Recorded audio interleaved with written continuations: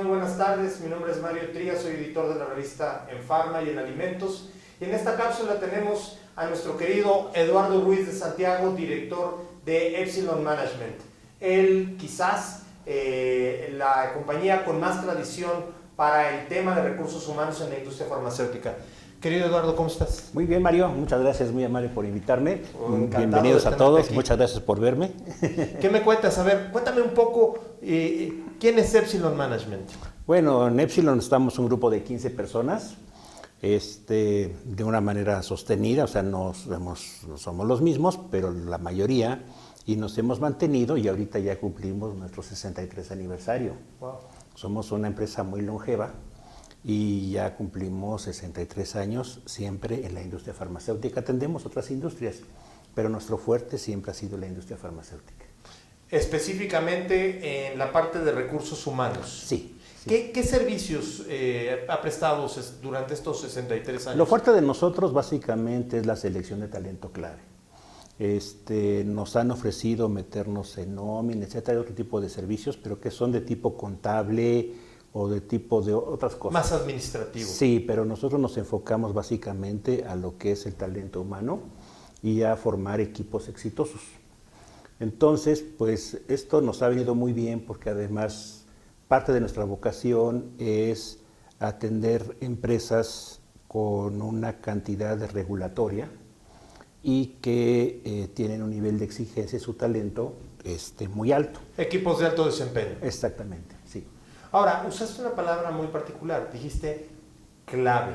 O sea, no es cualquier talento humano. El expertise de ustedes es en seleccionar personas clave. ¿Por qué? Bueno, talento clave es realmente un cliché, ¿no? Porque todo talento es clave, ¿no? O sea, ahora sí que no se puede decir que es más importante un director que un obrero, porque todos en la escala de empleabilidad, ¿no? Realmente desarrollan alguna tarea importante, ¿no? Tan importante es una persona que está haciendo un cuarto de pesadas o está haciendo un trapazo como un director general, aunque sea diferente, pero todos son importantes, ¿no? Lo interesante aquí es que todas las personas vayan tocando lo mismo, ¿no? Como en una sinfónica, como una filarmónica, ¿no? Que no aquí empiecen, aquí Los Ángeles Azules, y aquí Chicoche, y aquí una filarmónica, ¿no? Si no, simplemente va a ser un melange que no se va a entender nada, ¿no? Exactamente, sí. Ahora, sin embargo, a mí me llama algo la atención porque si bien es cierto, hablábamos de equipos de alto desempeño, y si bien es cierto que los equipos se van ensamblando, ¿qué ocurre cuando tienes que cambiar una de las piezas, ya que vas ensamblado el equipo, y esta pieza, por la razón que sea, aún siendo talentoso, está en otro tono? ¿Qué has visto que pasa con esto? Bueno, eso es una parte muy difícil, porque normalmente hay quien tiende a tomar medidas radicales, ¿no? En un momento dado, si una persona se va, bueno, ¿por qué se va? A lo mejor tiene una mejor oferta, porque se le presenta una coyuntura, o pues de alguna manera ve que no está lo suficientemente desarrollado, o bien no está a gusto con su jefe, ¿no? Entonces pueden ser muchas cosas. Entonces, la segunda parte, que es el mantenimiento es muy importante, ¿no? Tanto físico como lo evidente, ¿no? Como internamente. Como internamente, cuidando a la gente. Sí, quien manejó esto muy bien durante mucho tiempo fue el Hotel Camino Real. Cuando fue construido por el arquitecto Legorreta y entregado para las Olimpiadas, desde entonces se ha distinguido por tener sobre todo un perfecto mantenimiento físico de las instalaciones, pero sobre todo de la gente. Hace poco murió un director que duró ahí muchos años y generó una mística para todos los colaboradores. Entonces tenías gente que había entrado desde meserito con primaria y que pues se había formado ahí. Se fue combinando sus estudios, su trabajo con sus estudios, y que luego, cuando un día te llevaban la cuenta, pues te mostraban su anillo de graduación, que ya salían de contadores, etcétera, ¿no? Entonces, pues era motivo de arraigo, ¿no? Además, varias generaciones ahí desarrollaron empleos, ¿no? O sea, familias enteras que trabajaban ahí, y entonces daban una cátedra muy buena de cómo tener al personal perfectamente involucrado. Hoy en día no existe un hotel grande en México que no tenga dentro de sus filas un agente clave formado en camino real, sí. ¿Has visto este tipo de fenómenos en la propia industria farmacéutica? Bueno, lo que pasa es que luego la industria nos ganan los tiempos, ¿no? O sea, nos ganan los tiempos porque luego no da el tiempo suficiente para que se cumplan los ciclos. Quien mejor manejó esto en algún tiempo fue Ciba-Geigy, por ejemplo, que tenían los mejores planes de arraigo para la gente, ¿no? Entonces ahí durabas mucho tiempo y además te podías proyectar en diferentes planos, aunque después ya Ciba-Geigy se fusionó con Sandoz y modificaron su estructura. Pero como filosofía ha sido la mejor que ha habido en la industria farmacéutica históricamente. Después Abbott, en su momento también tuvieron un escuadrón muy competitivo y lo manejaron así muy bien durante mucho tiempo, aunque después tuvieron varios problemas. Pero es difícil sostener eso porque a veces los tiempos nos ganan. Y una entidad que acompaña a los laboratorios, como el caso de Epsilon, ¿ayuda a mantener el momentum y a prevenir las desviaciones? Claro, sí. ¿Cómo? Porque primero que nada ofrecemos una garantía. Cuando generamos una contratación por contrato, generamos una garantía para hacer seguimiento por la contratación del candidato por un periodo de 500 días. 500 días. Nadie en el mundo ofrece una garantía tan amplia. O sea, ¿tú estás cierto que esa persona es la ideal para entrar al mercado? Sí, aunque, bueno, podemos garantizar el servicio, no podemos garantizar la conducta porque pueden pasar muchas cosas, ¿no? Pero sí estamos dispuestos a que en un momento dado se recambie la situación, etcétera, por si alguna... por situaciones cotidianas de la vida, ¿no? Yo te vendo un Ferrari, en eso se te descompone. O cae en un bache de la Ciudad de México. Sí, no te cambio la llanta, te cambio el Ferrari, ¿no? Haz de cuenta. Así es lo que vemos, la calidad y la continuidad de la calidad. O sea, no es simplemente entregar a alguien y ahí se acabó nuestro No, para nada, no. No, hacemos todo ese seguimiento por arriba, por abajo, por delante y por detrás, ¿no? O sea, por diferentes coordenadas y vamos haciendo el seguimiento para garantizar la óptima integración del ejecutivo con la empresa. O sea que de alguna manera ustedes facilitan un término que ahora en las últimas fechas se ha empezado a usar con mayor frecuencia, el famoso onboarding. ¿Ustedes han hecho ese onboarding desde siempre? Claro, sí, siempre lo hemos hecho. Desde antes de que se llamara así. Claro, sí, ahora pues empiezan palabras nuevas, ¿no? Se acuñan nuevos clichés, ¿no? Pero efectivamente el onboarding siempre lo hemos hecho. Hay veces que se hace muy bien cuando nos ha pasado con Octafarma, por ejemplo, que es una compañía, de acuerdo con la mentalidad que tienen, etcétera, nos ven como un aliado. Hay empresas que no, o sea, ya me entregaste el candidato y yo aquí ya me raso con mis uñas, ¿no? Bueno, pues ok. De todas maneras hacemos el seguimiento, aunque el cliente no lo quiera, ¿no? Sí, no es que no lo quiera, sino que no toma todos tus servicios, ¿no? Tú sigues tu proceso interno y estás y sabes que a los 70 o 90 días vale la pena echar una llamada y ver cómo van las cosas. O invitar a comer a la persona, o invitarlo a desayunar, tener una charla, etcétera, para hacer el seguimiento. Y si hay alguna desviación, detectarla previamente. Y mandar las alertas que en un momento dado pueden suceder, ¿no? Ese servicio lo hacemos nosotros.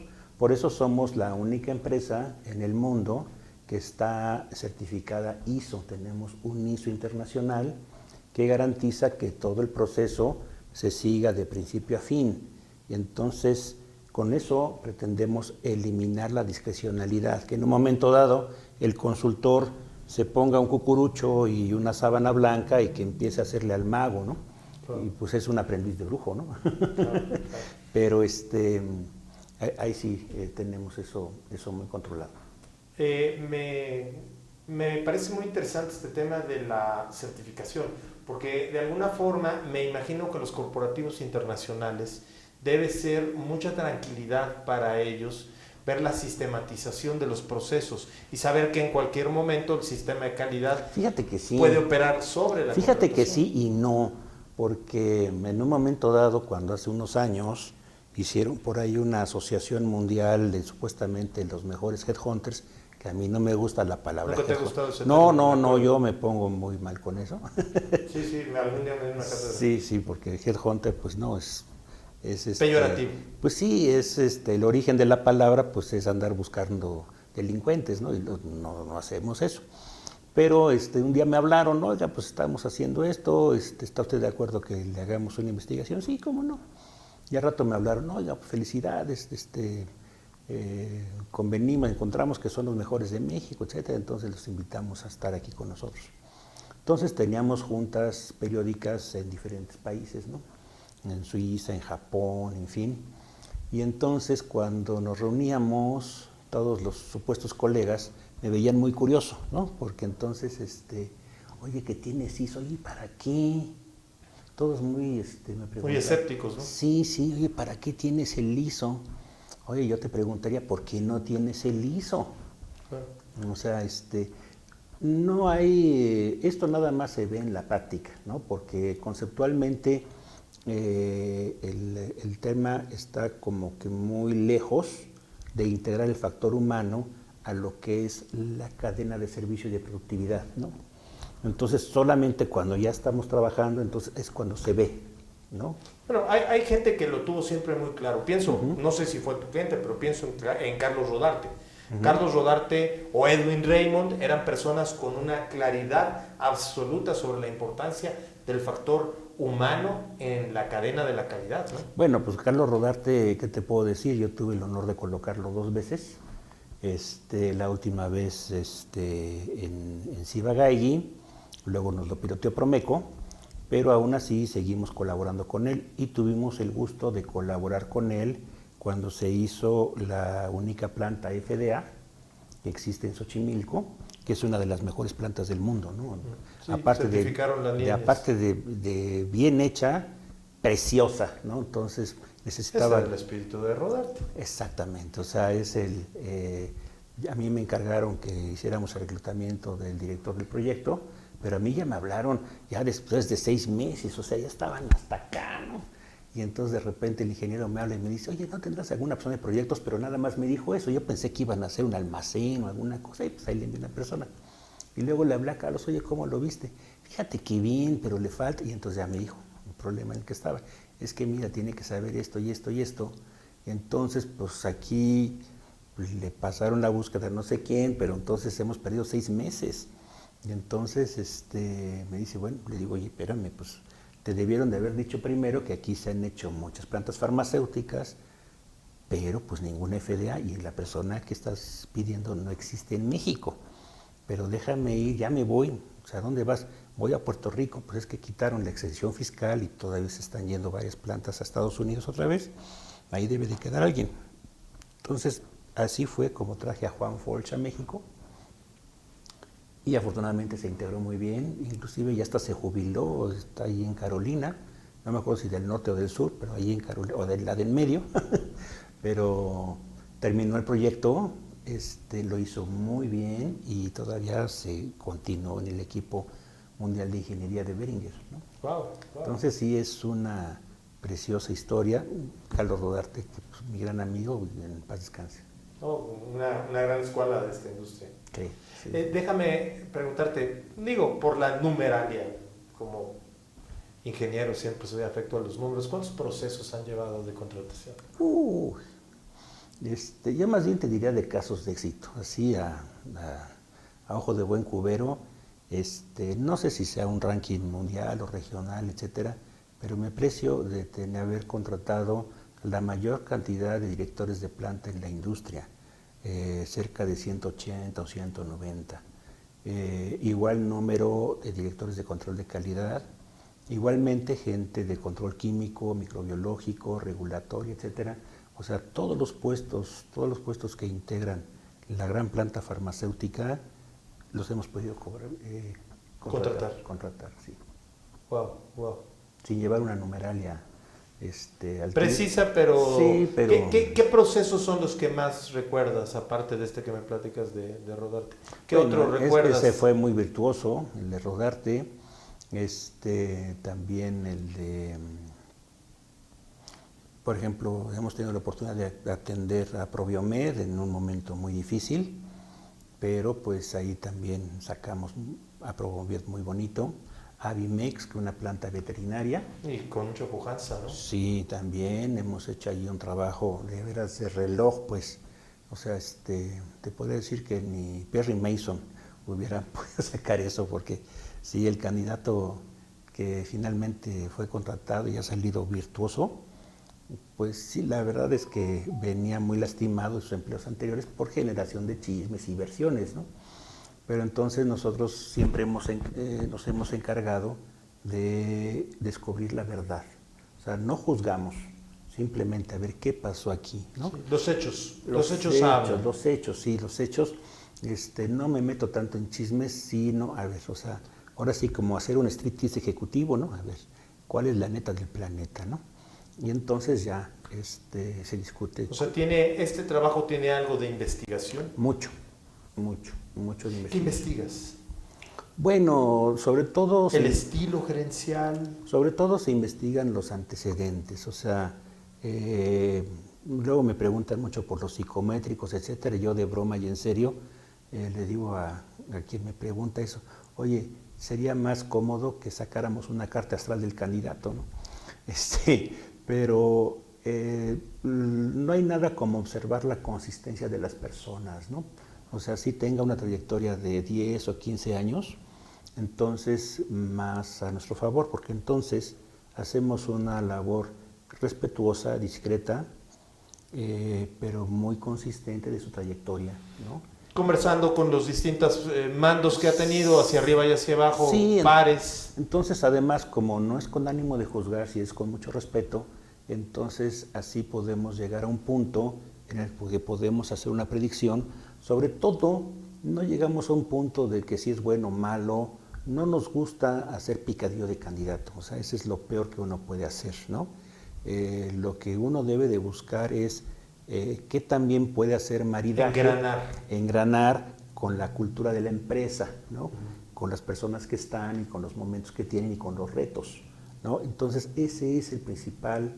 Pero es un buen ejemplo porque, como decías, es un trabajo de relojero, porque tienes que poner un pequeño engrane en una gran maquinaria, y si ese pequeño engrane trae un paso distinto o los dientes no son los adecuados, pues hay que, con mucho cuidado y con mucho talento, ajustar para que quede dentro de la organización. Sí, mira, es que en esto hay una frase muy famosa en la política y en estos recursos humanos que dice, en estas situaciones el primer error es el que cuenta, lo demás son consecuencias, ¿no? Claro. Entonces, así como las fichas de dominó, tú tiras la primera, pero entonces se van hasta... Van en cascada los acontecimientos. Con 1000 fichas. Hay una anécdota, todo el mundo conocemos y oímos hablar de Steve Jobs, ¿no? Y su famosa creación de la Mac y de Apple, etcétera. Entonces, cuando empezó con sus amigos, etcétera, a trabajar en el garage de la casa de su papá, entonces, por lo mismo, pues les empezaron a llegar inversiones, etcétera, y al rato, en poco tiempo, tuvo una gran empresa, en volumen y en valor, etcétera, pero seguían siendo los mismos estudiantes, con las mismas inquietudes, los impulsos juveniles de descubrir cosas y atender a los clientes, etcétera. En un momento dado, el Consejo de Administración pues, se ofuscó porque ellos estaban acostumbrados a gestionar otro tipo de empresas y se impacientaban con los modos estudiantiles de Steve Jobs y sus muchachos. Entonces le exigieron tener un ejecutivo de nivel corporativo que balancear. Entonces Steve Jobs dijo, ¿quieren gente? A ver, entonces en esa época estaba de moda el reto Pepsi, estaba muy de moda, que lanzó Don King con Michael Jackson, ¿no? Y entonces había un director muy famoso de la Pepsi, John Sculley, ¿no? Sí. Y entonces... El del libro de Pepsi Apple, ¿no? Exactamente. Y entonces, le habló Steve Jobs y lo invitó, lo pendejeó ahí, le dijo, oye, no, te vas a pasar la vida bebiendo aguas azucaradas, mejor vente aquí. Entonces, ahí va John Sculley, ¿no? Y entonces, al principio todo fue miel sobre hojuelas, pero al rato John Sculley, que ya era todo un ejecutivo hecho y derecho, etcétera, hizo clic con la gente del consejo y entonces empezó a victimizar porque pues decía que Steve Jobs no lo dejaba trabajar, etcétera, que Steve Jobs era lo peor, etcétera. Y entonces al poco tiempo corrieron Steve Jobs de su propia empresa. Se confabularon y lo sacaron.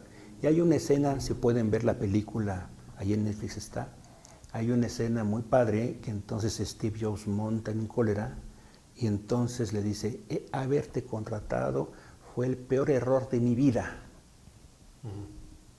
Así se lo dijo Steve Jobs a John Sculley. Sí, o sea, esa es historia ejecutiva de negocios y fue totalmente cierta, ¿no? Y ahí está en la película, si alguien tiene... ¿Lo demás fue consecuencia de ese error? Sí, además, pues ya después hizo la gestión y como en lugar de enfocarse al cliente y estar compitiendo con IBM, pues entonces Apple empezó a caer. Trajeron varios directores, pero nadie le agarraba al modo. Entonces lo volvieron a traer Steve Jobs y entonces ya levantó su... El resto es historia. Exactamente, sí.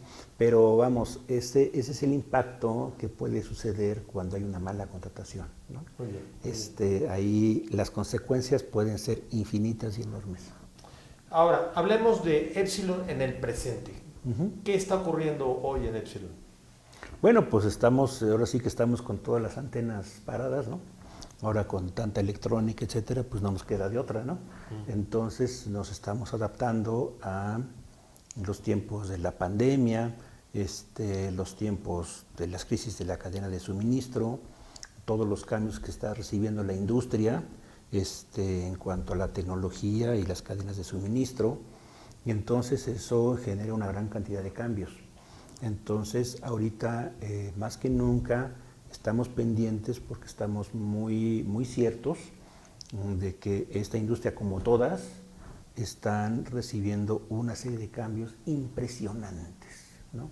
Entonces estamos al final de un ciclo y al principio de otro. O sea, es una etapa de transición muy significativa. Y ahora con todo esto, porque además lo mencionaste, el tema de la electrónica, el uso de LinkedIn para contratar, ¿cómo ves todo esto? ¿Cómo les impacta a ustedes y qué tanto va a estar en un riesgo cierta industria por no tomar en consideración toda la parte, digamos, de know-how que ustedes tienen a lo largo de 63 años para tomar o ver cosas que no necesariamente se ven en una primera parte, como lo que me decías? Bueno, mira, la parte es que pues una persona tiene una bata blanca y una cosa es que está teniendo un mostrador y te esté bajando unas cajitas que te está pidiendo un paciente, ¿no? Y ya creas que pues es un médico, ¿no?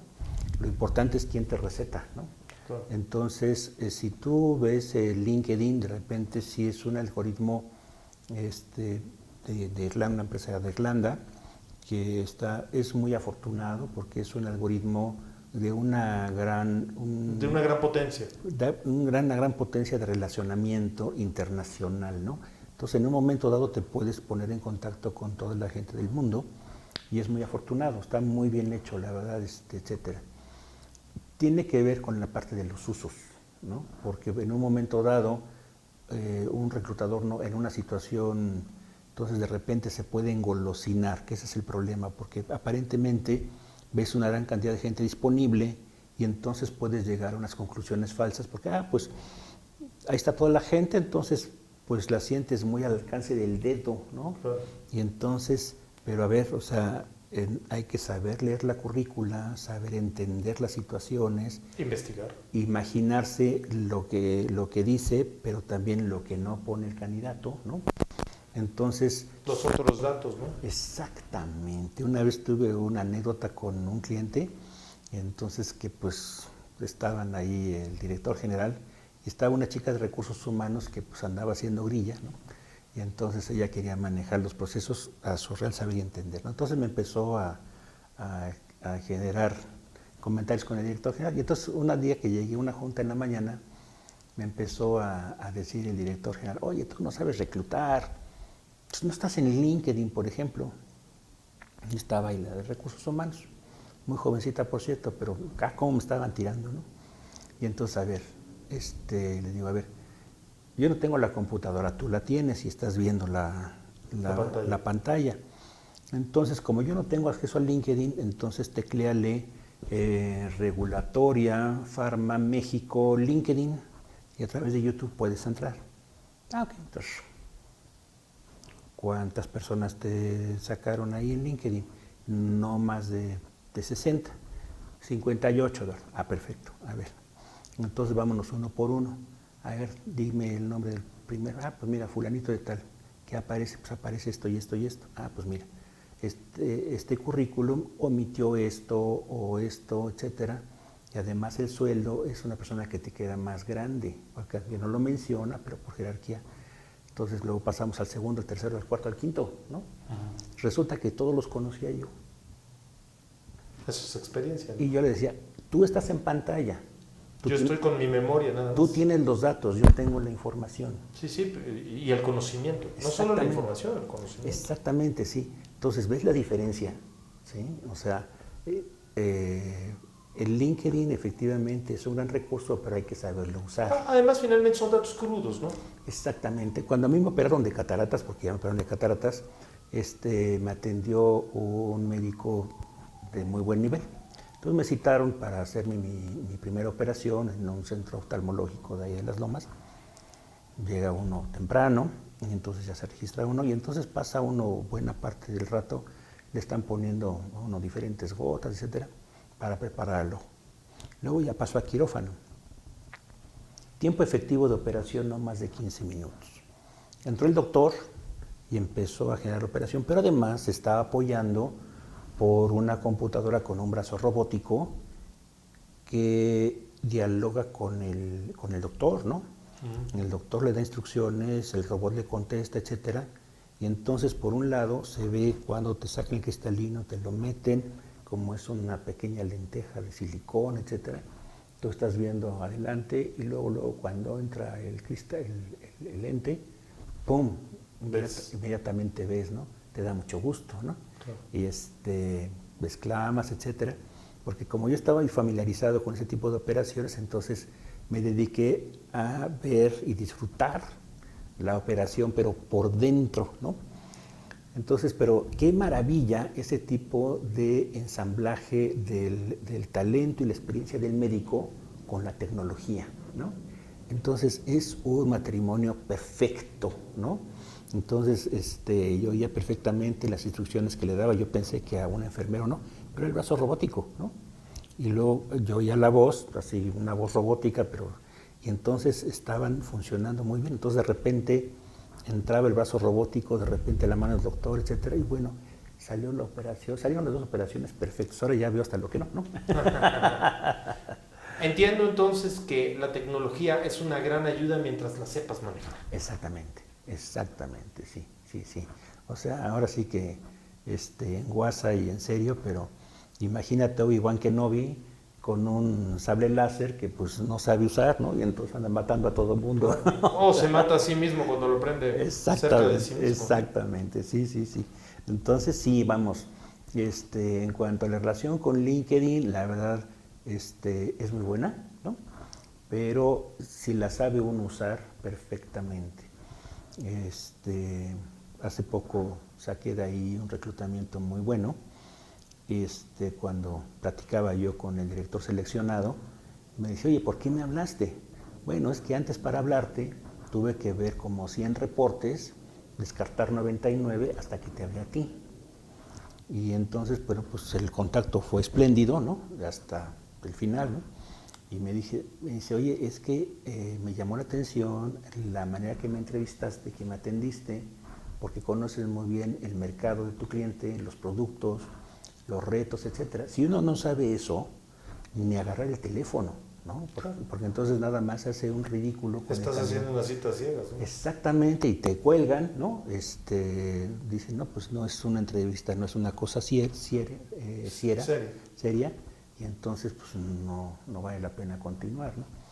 Pero es muy afortunado cuando se sabe usar eso, porque LinkedIn sí es una herramienta muy exitosa, pero es tan poderosa que hay que saberla usar. En manos de un profesional. Sí, muy fino, entonces sí los resultados serán muy buenos. De otra manera te arriesgas a parte de las historias que seguramente has visto, de situaciones completamente caóticas, Sí. por haber traído una persona que quizás no era el indicado para la cultura organizacional. El problema posterior es que luego los usuarios hacen mucha gala de las herramientas, y entonces luego en las direcciones generales luego pues no saben qué pedir a recursos humanos o cómo pedírselo, o luego no saben qué servicios ofrecer, ¿no? Y entonces hay situaciones que se inflan, ¿no? Y entonces se sobrevenden situaciones, y entonces no se miden los riesgos en los que se pueden caer, ¿no? Porque ahí hay un engolosinamiento, ¿no? Y una miopía, ¿no? Sí. O sea, un poco como el tema del vampiro, ¿no? Una vez que lo invitaste a tu casa, exacto, ya no tienes cómo defenderte. Sí, exacto. Sí, ya. Bien. Eduardo, un gusto conversar contigo. Igualmente, gracias por venir a esta cápsula de Mario, Pharma. Oye, qué bien, mucho gusto. Muchas gracias a nuestra audiencia, a nuestros amigos, amigas. Y bueno, pues por aquí estaremos. Será un placer seguir conversando, y esta es tu casa. Muchas gracias, muy amables.